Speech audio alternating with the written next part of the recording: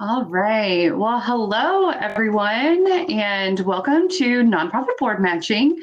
My name is Bree Frickenstein, and I am the current Vice Chair of YPG and will be moderating this event. I'm so glad you decided to spend your lunch hour learning about how you can make a great impact in your community. So I'd like to first just take a moment and thank our event host, The Bridge, and Kayla Meyer, YPG Coordinator for the Chamber, for coordinating the event today. We have a wonderful panel of people who are highly active in the nonprofit field as leaders.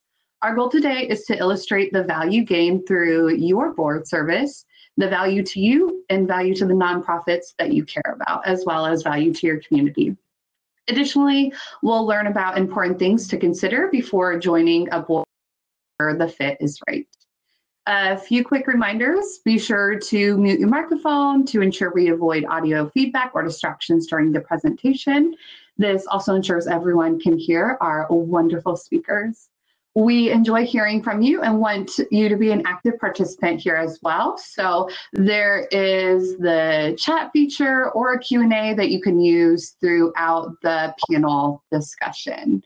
I know that this kind of Remo thing is all new for a lot of us, so we'll be troubleshooting any questions that you might have.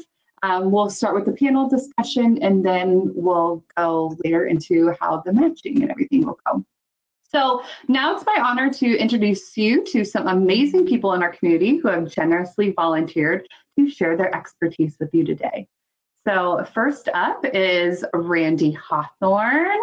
Randy, if you want to turn on your video as well. So Randy has made it his mission to connect nonprofit professionals. Having served on 12 boards and started 4 nonprofits, he now serves as Executive Director of Launch Leadership and consults as the Executive Editor of Nonprofit Hub, an educational resource for nonprofits worldwide, and operating the Foundry, a collaboration center. Randy volunteers for the Lincoln Community Playhouse, Rotary Club number 14, TEDx, and Leadership Lincoln. He's been recognized as Lincoln's first luminary for embodying the values of the community. Downtown Lincoln gave him an Impact Award, and Leadership Lincoln named him Servant Leader of the Year. When he's not helping nonprofits, he mentors students, occasionally makes his way to a theater stage, geeks out on local history, and goes on dining adventures. Next, we have Megan McGuffey. She is the Executive Director of Community Crops and a longtime Lincoln resident. She is engaged in local food work across the state of Nebraska. She served on the Nebraska Legislators Community Garden Task Force, the Lincoln Lancaster County Food Policy Council, and the Local Foods Coordinating Council in Omaha. She recently served as a food system coordinator for Share Our Table, a food security coalition in the Omaha Council Bluffs region, and has co-authored food assessments for regional and statewide food policy organizations. Megan earned her Master's of Public Administration in 2013 and is currently a doctoral candidate at UNO School of Public Administration. Her research focuses on food and farm policy broadly, and her dissertation looks at the role of food policy networks in the local government policy process. Megan first got involved with Community Crops as a community gardener in Northeast Lincoln. As a program participant, she has seen firsthand the value of having spaces and experiences to grow local food. Next, we have Hunter Hand, who was born in Springfield, Nebraska, and attended college at Nebraska Wesleyan, and has remained in Lincoln ever since. He's been involved in the nonprofit community for over 4 years now when he attended the YPG Nonprofit Board Matching event and founded the Dream Factory of Nebraska. The Dream Factory is an organization that grants dreams for children that have chronic illnesses as well as life-threatening illnesses. He started out as a volunteer before becoming a board member 2 years ago. He became an executive board member and moved into the role of director of procurement for the Nebraska chapter. And our last panelist that we have is Tammy Stevenson. She is the executive director of the Bridge Behavioral Health. Before joining the Bridge, Tammy was a project coordinator for the U.S. Department of Education, Office of Special Education Programs grant at the University of Nebraska-Lincoln. In addition, Tammy served as the director of scholarship programs at Education Quest Foundation. Throughout her career, Tammy has served in many volunteer roles, including the Bridges Board of Directors and Capital Campaign Steering Committee.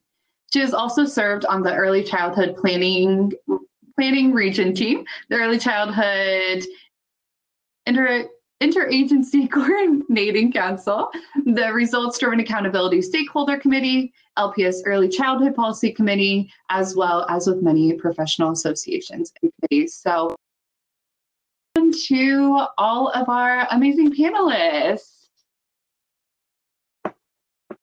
Gonna wait for everyone's video to pop up. All right.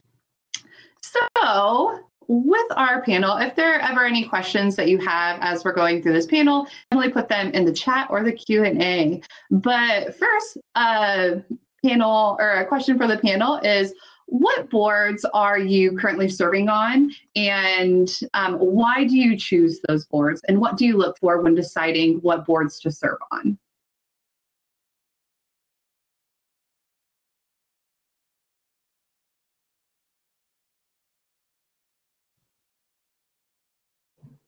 Is there an order, or are we just kind of rolling through here?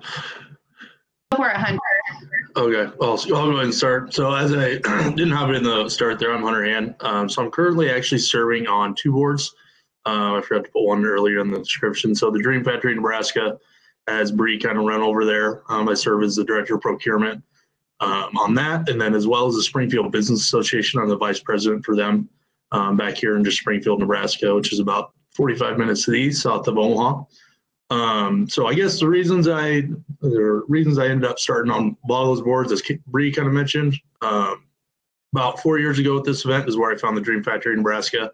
Coming into this specific event, it was kind of overwhelming because there was about 25 to 30 nonprofits, I think, that year, that I just kind of looked at the titles and kind of what they do, and I knew automatically that I could cut half of them out of what I thought I wanted to do and what I could bring.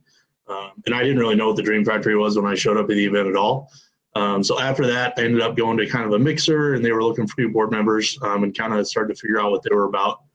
So Dream Factory itself is an all-volunteer organization. There's no paid employees here in Nebraska. There's only 3 employees nationwide that are on the payroll form. So it's all strictly just volunteer work for here in the Nebraska, and we're the only chapter. So we serve a little bit bigger footprint than some of the other Dream or wish granting organizations. Being in the terminals, so we can do like a type 2 diabetes trip for a child or anything like that. So just things along those lines that you don't necessarily hear about as much. So that's been exciting and kind of why I stuck with that. At the time when I joined about 4 years ago, the organization in Nebraska was only with under 2 years old, which for a nonprofit I thought was extremely early. And we were still kind of figuring out how we wanted to build our identity as a Nebraska chapter in itself. So I'll hit on with my other one here. I kind of put a lot in being there at the beginning of something and being able to help build that up. I mean, kind of see it from the start, because you can look back a couple of years and where you're coming from. So that was a lot of the reason that I now stick with the Dream Factory, and where I came on the beginning was a lot of things I knew I could do, help building that, the nonprofit side of things, really build up your footprint here in Nebraska.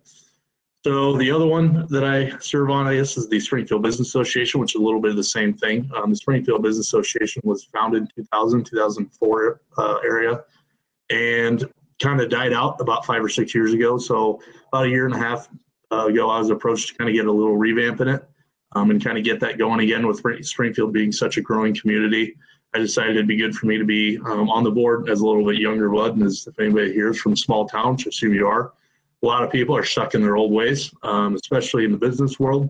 And kind of moving forward, I thought it would be good to be on the board and know what, for them, just kind of know what it looks like in the future for a small business in a small town, and how you're going to be able to embrace the reach out. And then as well as a lot of that we have with the Springfield Business Association is what we provide back to the community. And unfortunately, with COVID hitting, we had our plan basically ready to present to the town city council, and that hasn't happened yet because we haven't been able to meet in person. So hopefully moving forward the next year, I'll be VP and we'll kind of be riding that out. So I guess those are a highlight of 2 of why I joined those and the ones I'm on now. And I can go quickly because my list is short. So I was on the Community Crops Board for 6 years and started just sort of as a participant, a gardener, really loved the mission, saw the value of it, and wanted to see how I could contribute at another level. So that was my first time serving on a board and ended up taking on leadership positions and serving for quite some time. And beyond that, just a lot of, as Bree listed off of my bio, a lot of different coalition work. I mean, I see tremendous value in just bringing groups of diverse people together and seeing what you can do for a cause or an organization.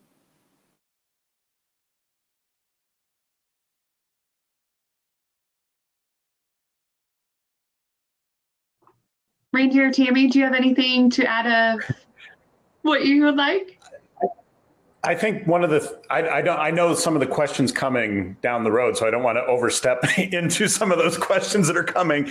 But I think one of the things that I was just reading Dan Pallotta's new book that is made for philanthropists, the people, donors and people that are doing community service. I was just reading this the other day.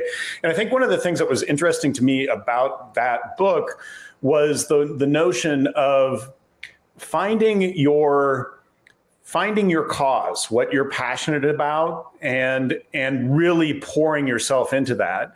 Now, as a young professional and my own personal journey, it took me a while to find my lane as to what that was. You know, try a few different things on and seeing what is the right lane for me. And I think that's what I learned over time.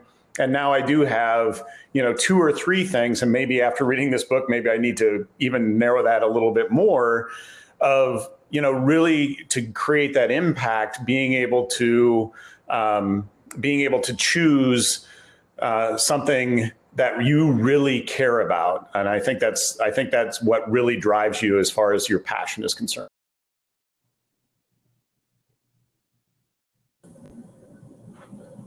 I would agree with Randy, just in terms of the areas that I've served in and been involved in the past. It has always sparked from something that was very important to me. And as Randy said, not to jump too far ahead, just in terms of from a nonprofit perspective, it is obvious to me and clear to me which one of my board members truly have a passion about it. And so to be an effective board member, certainly that passion and that desire to make a difference is obvious when you're working with that agency. So that certainly has been my history, just whether it's in early childhood, special needs, the work at the Bridge. I started on the board of directors here 13 years ago. That's how I got involved with the Bridge. And so it certainly is about finding your passion, finding your cause, and being able to contribute to that. I love how so many of you are talking about finding your passion. And I mean, I really appreciate you, Tammy, saying that you can tell when someone is passionate about it on the board, because I think that does show, right? Because sometimes as a young professional, you have so many things you're passionate about, but how can I be the best asset for some of those things, and what boards fit me best can sometimes be a challenge. But that's why this event is so helpful, because we have so many wonderful nonprofits here that you can just kind of chat with to see how they align with your values and their mission. So, which kind of leads us to our next question. So Megan, maybe you can start us off this time, but talking about the importance of board education as it relates to accountability. So whether that's knowing the board's mission or operations, just kind of what you need to gather about that board before you decide if you should be on it. Yeah, I think it's really helpful if you can talk to organizations and take a deep dive into their website and some of their core documents. A lot of nonprofits will have sort of like, we have like a 1 to 2 pager that gives the high level board responsibilities and things. So that's good. But I think universally with nonprofit boards, it's just important to understand that you are in charge of strategic vision and really helping set direction for the organization. And you have a huge fiscal and legal responsibility to the organization. And I don't say that to be intimidating, but it is something that you shouldn't take lightly, because sometimes you're going to be on a board and everything is sunshine and rainbows and it's going wonderful and you just get to be the world's best cheerleader. And sometimes things are really tough and you have to be ready for both scenarios and what that will affect as far as like your experience as a board member and the needs that they have. So I think just making sure to echo what everyone has said, passion is huge because that's what's going to carry you through those challenges. But then from there, it's just really doing your homework and making sure you understand a little bit about the history of the organization, where they're at financially, what's their vision and their programming. And then you can learn a lot from there. I think that's the other thing. You don't have to come in the expert, but you have to come in really ready to engage, ready to show up and do your homework and dive in, whatever that looks like.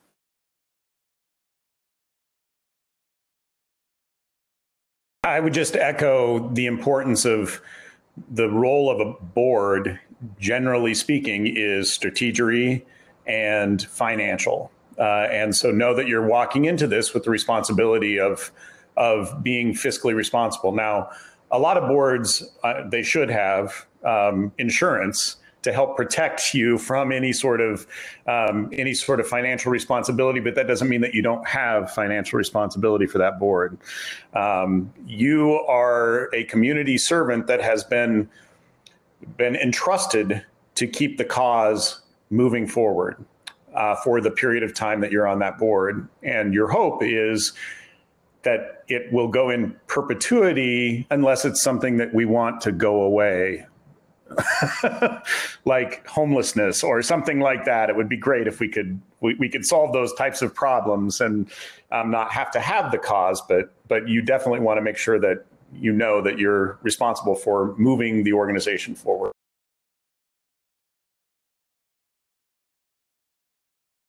I think I'll hit a little bit there too. On the fiscally responsibility, obviously, I don't want to scare people away to think that it's like $1,000 a month to join a nonprofit board. A lot of times what I found is that responsibility, and kind of Randy put it, driving that mission forward or your strategic, it can be done by just supplying what you already know and what you have in your background that maybe that board doesn't already have, whether it's your connections, whether it's, you're able to network to certain people, to provide for the financial side or to provide for the other side of what you're trying to help. So as far as the fiscally responsibility thing, we do have a part in our board where you are, financially responsible to give as much, X amount per year, that we always let them know ahead of time. But a lot of times what I've put forward is more, especially early on when I joined the board, I was right out of college, so it wasn't like I was a millionaire, but being able to give more of my knowledge and what I had coming out of, what your degree is and just your certain background.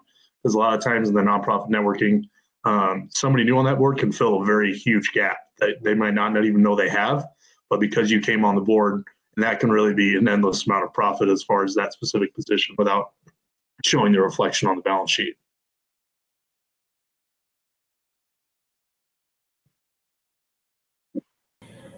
I would agree with everything that has been said so far. One of the things I think is important is to ensure that know going into it that every board is different and they have different dynamics, they have different responsibilities. The overall goals are the same. Absolutely, it's to continue that organization into the future. Your responsibilities are there, but every board and every organization is different, and the age of the organization, the staffing, and what the mission is. There's so many differences. So don't assume that the board you're maybe going to be joining is going to be doing it the same as a board that you just came off of. That's part of that homework that you need to do ahead of time, and making sure you really understand what your responsibilities are, the time commitment, all of those things are important. I know one of the things that I like to do kind of pre-pandemic world is I like to bring a potential board member here into the building. I like to give them a tour. I like to really talk to them so that they can really kind of get the feel for what our organization is like, and really see if that is something, especially if it's an organization that may be new to them. Maybe they are familiar with the cause, but maybe not as familiar with the organization. Things like that can be really helpful, because you want somebody that's committed, that's serving on the board. You don't want somebody that's a kind of not all in. So those kinds of things in terms of homework that you're doing ahead of time is really important.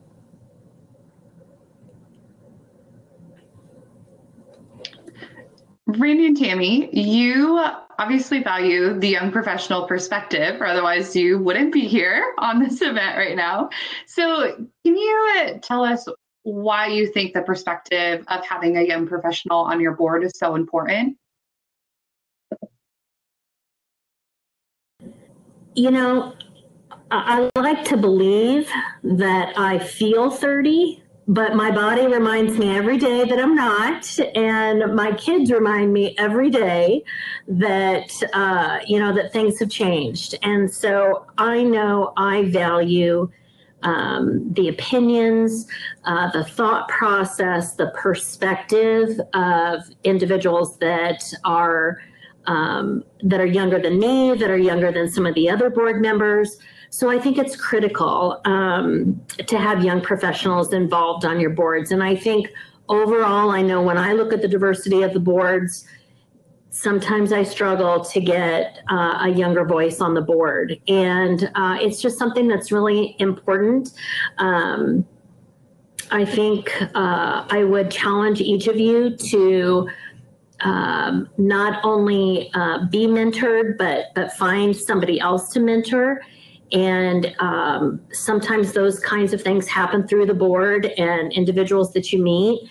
And just the diversity of opinion and the perspective that young professionals bring are critical to any organization, whether it's as an employee or whether it's as a board member. So absolutely critical.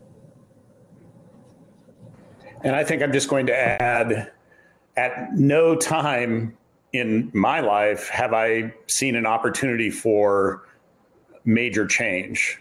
Obviously, 2020 has served up quite a few curveballs, and that's going to be able to allow, every industry has been affected, but the nonprofit sector can really look at themselves a little bit more.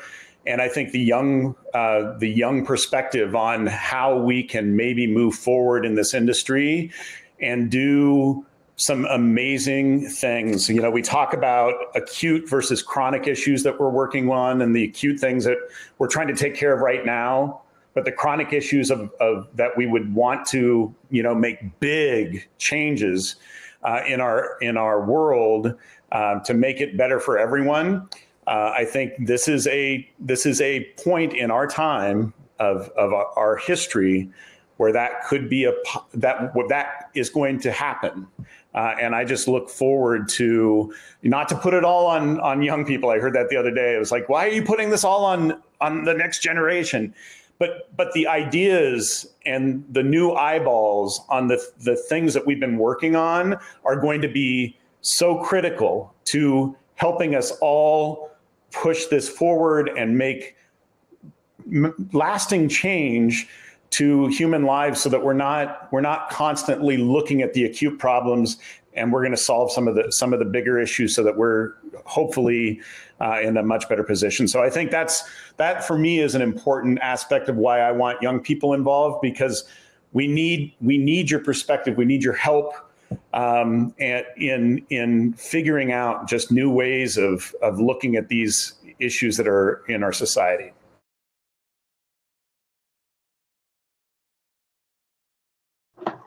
I love those answers.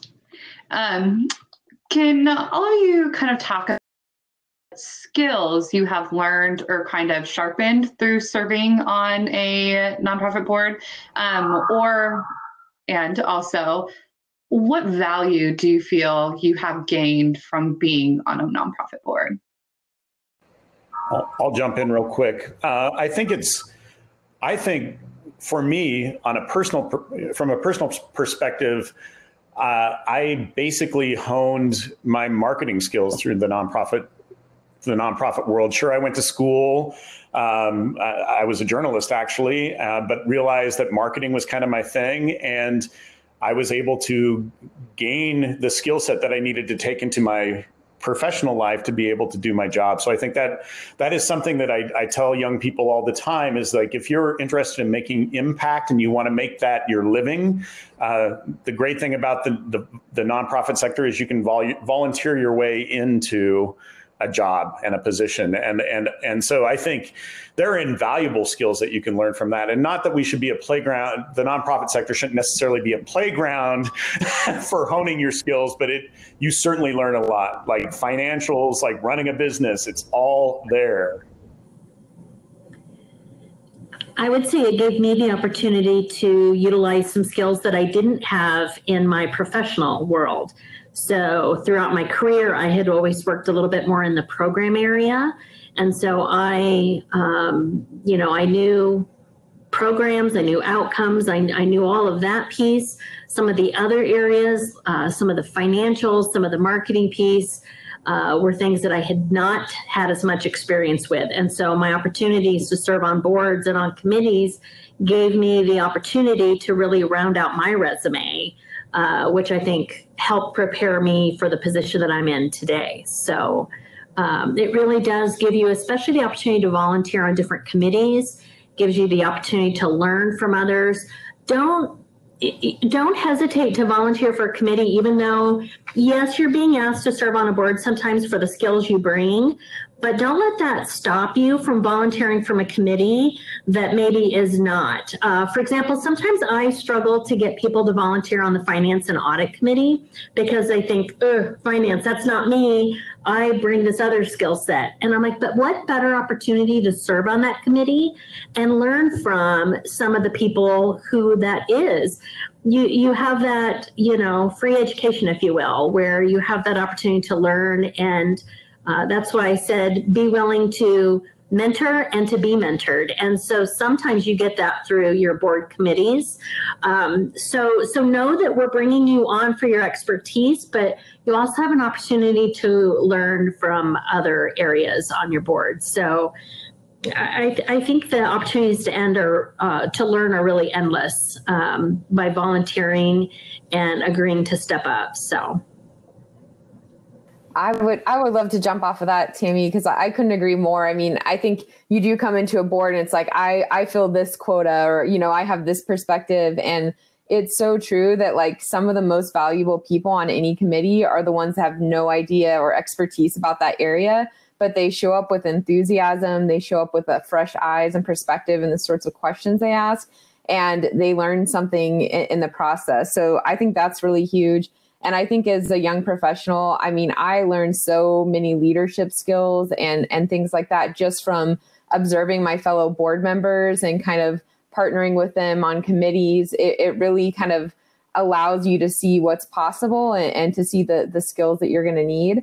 I think the other thing I would mention just in a broad way is that when you're on a board, you're not only getting the perspective of this particular different organization and how the pieces fit together and how they operate, which is going to be different than your home organization for your professional life, but you also are getting to hear about all these different organizations that your fellow board members represent. And so if you're, especially as a young professional, when you're new to your career and you're kind of trying to find your space, it is such a valuable way to just kind of learn what's out there and build the network and the perspective on the possibilities of the different types of organizations and approaches that are out there. And I think that really helps you find your home and your fit, as some of the panelists have mentioned previously.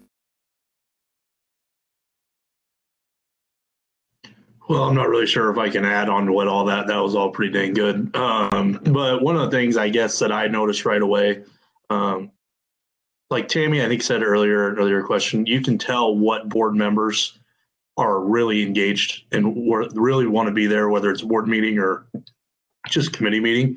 So I kind of to parlay that to what she said about going on to committees that you really don't know anything about and showing more initiative and to kind of figure out, kind of wraps your whole head around what the organization does, not only on a micro level, like on the chapter, but one of the opportunities I thought was great was once I got to know my chapter in Nebraska, it gave me so many more opportunities to reach out to people in successful chapters around the United States, what's working for them.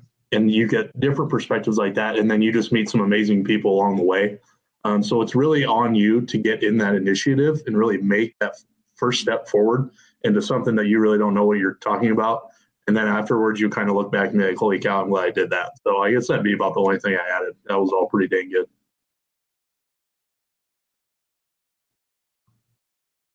All right. What is one thing that you help each of the young professionals that maybe are joining a board or have been on boards? What do you hope is one thing that they will do in their time of service?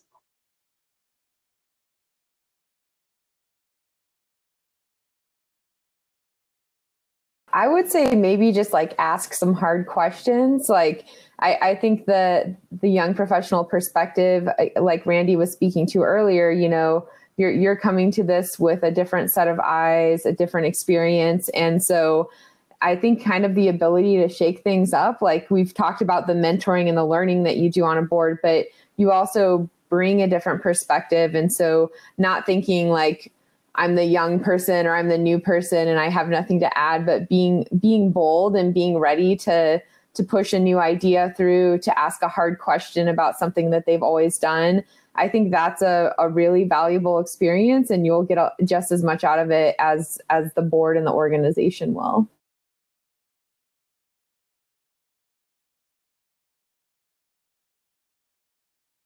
One of the things that I always was never afraid to ask was asking that board whether you're a board member, volunteer, where they're going to be in 5 to 10 years and how are they going to be marketing to the young professional group. Because it's different for every organization, whether your mission, the age demographic or social demographic of your board. But a lot of times people don't have that perspective to think about how to reach that young professionals group.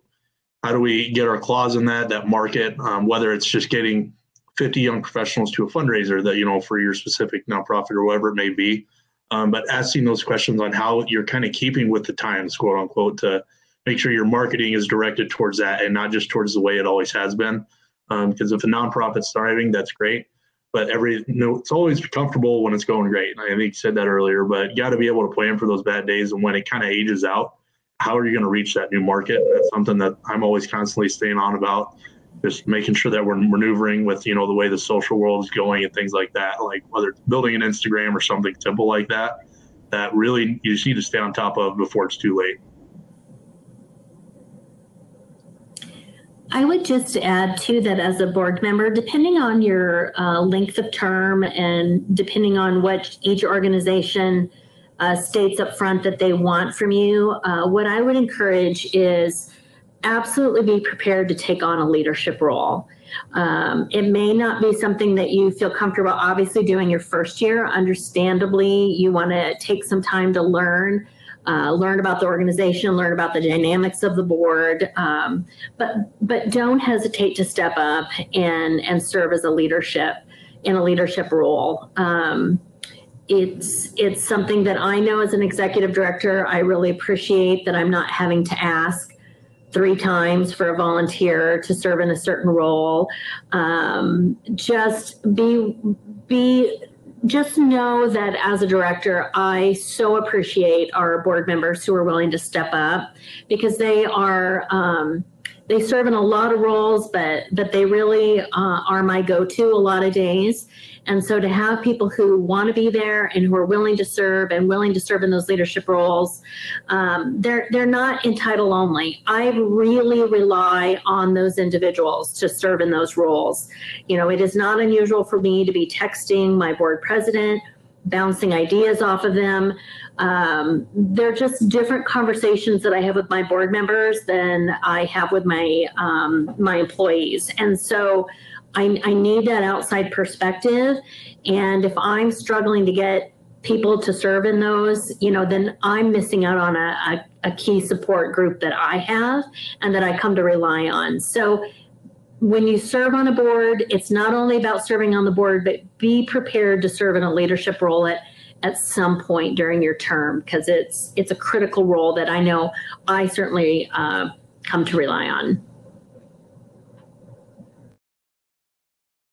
Echo that. Strive to be in the 20%. You know, be the most active that you can be than any of the other board members, because we love the 20% that give of themselves.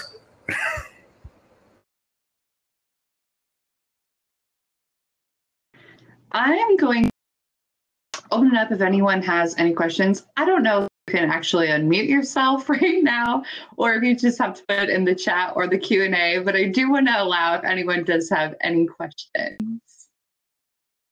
All right, so it looks like we have a couple. So as young professionals, I would imagine many of us have young families as well. And one of my concerns is the time commitment needed to serve on a board. Can I really fit this into my schedule?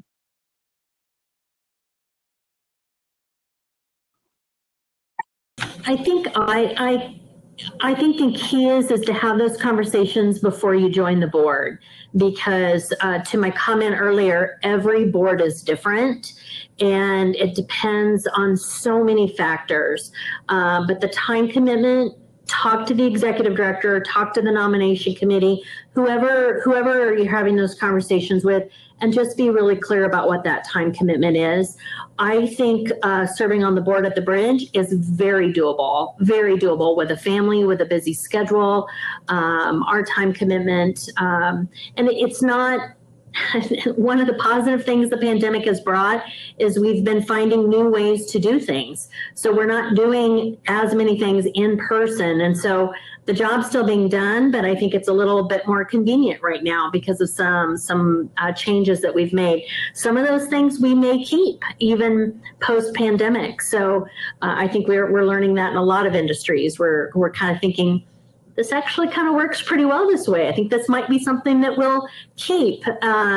So it's just important to have those conversations and be very realistic going in, and then being able to evaluate what you're willing to commit to. But I think it's very doable with multiple commitments, with families, if you're a student, whatever those competing priorities are. I think it's very doable.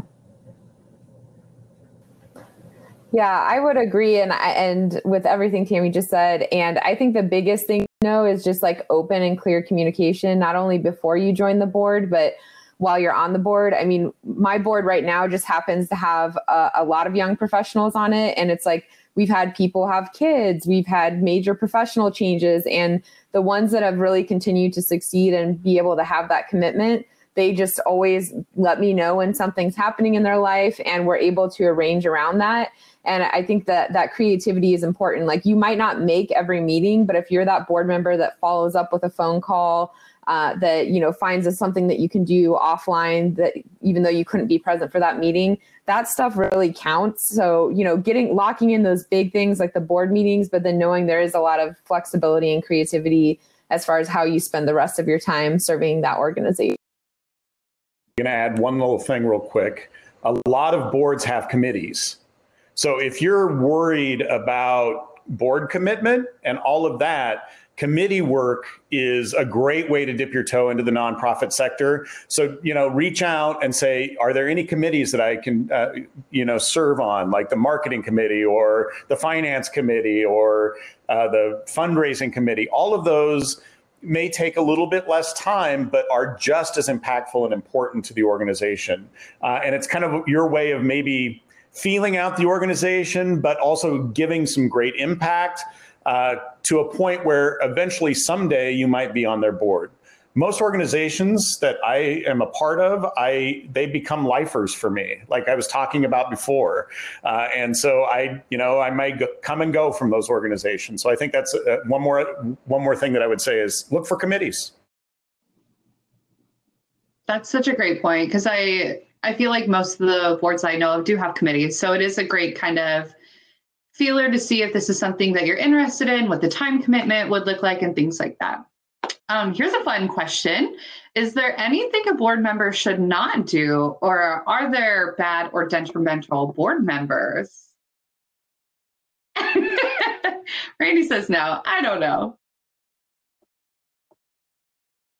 I think the hardest thing is honestly when people do check out. Like if I think everyone has stuff that happens in their life and circumstances change professionally and personally. But, I think the hardest thing is when a board member just sort of disappears. And, so that's a big no-no. And like, if something does happen in your life, you're not a superhero. You're going to have those moments. But again, like communicating about it and making a plan, whether it's like, I'm going to be out for this month or two, or it's, hey, I can't finish my service. I think that's really super important. And then I think just, always approaching things with positivity, which doesn't mean you're not going to ask the hard questions and you're not going to push when the organization needs push, but always doing it with a spirit of this is a team and you want this mission to succeed and you want this organization to continue.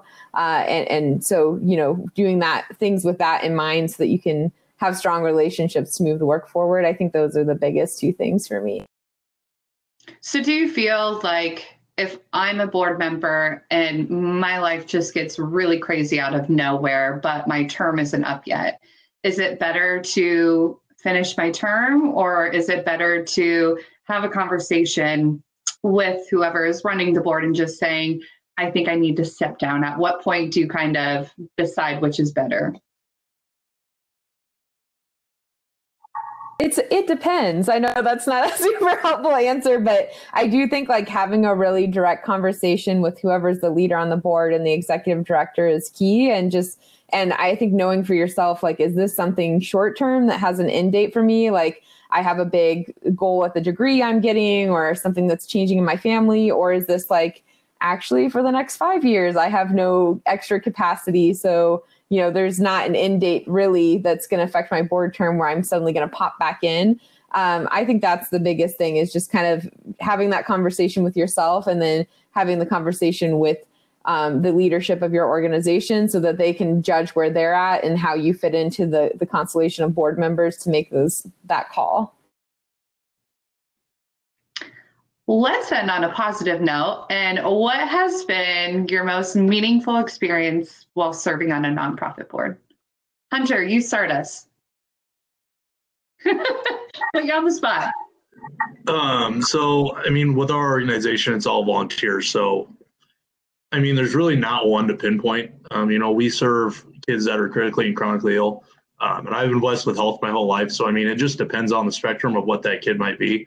A lot of these families that we're serving, it's a lot of tears, it's a lot of everything. So, it's really all rewarding, which really kind of keeps me focused on the back end of things of, you might be having not a sunshine and rainbows month procurement wise, but you look forward down the line and you're like, okay, well, I know once we do get this going and everything goes through, and you drop them off the airport and send them on their trip, and it's instantly all worth it. It's not even a thought process on the back end. So, there's not really any one single one, but they're all fantastic. So, that's kind of one of the big things I thought about getting into it. And when I really dove into being a board member was once you see that, and you kind of look at the back end of things like, okay, I want to be a part of this because it's so rewarding in the end of things. And no matter what you're doing, I think that should be at the forefront of your decision in trying to be a board member. So, for me, it's all of it. Like I said, I don't hate any of the kids that we send on trips. They're all great.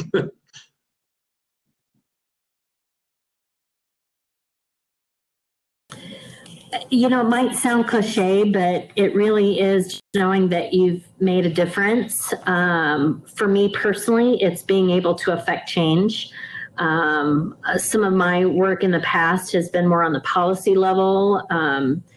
It may not be direct services to families. And so for me, it's just knowing that I was able to affect change and that I was able to bring my perspective to an issue and be able to use my voice and my skills to make a difference. So it's been each of my experiences has been incredibly rewarding in that regard. I think always the events are the big payoff moments, like whether it's, a more formal event like a fundraiser or something, or it's just like you go to a volunteer day, like those moments where you actually get to interact with the beneficiaries of your programs, the people that are doing the work, in our case to grow food or whatever. It's so cool to actually see like, okay, all these things we've been sitting in meetings talking about for months and agonizing about, like, this is a human person who is really benefiting from this and enjoying, and you get to see the incredible things that they're doing above and beyond what you could have imagined with the resources you're able to give to this organization. So I think just getting out there and really getting to interact with the people who use your services in one way or another is always a really cool experience.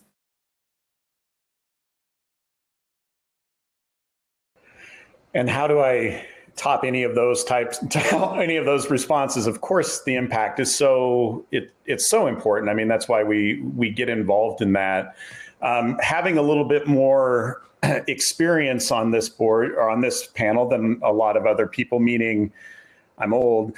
I'm just gonna add, it's fun to see the impact years later. Oh, I was a part of that.